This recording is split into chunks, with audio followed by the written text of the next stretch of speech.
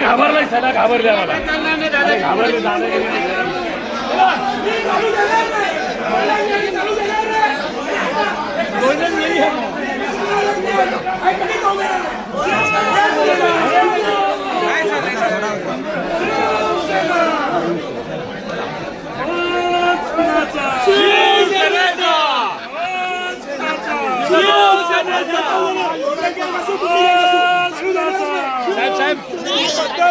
चुकीची आहे.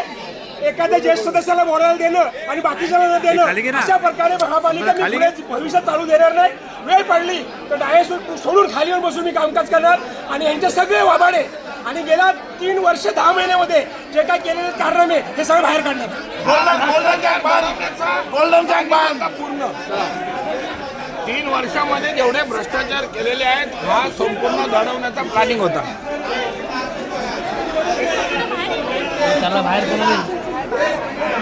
समजून घेत होतो.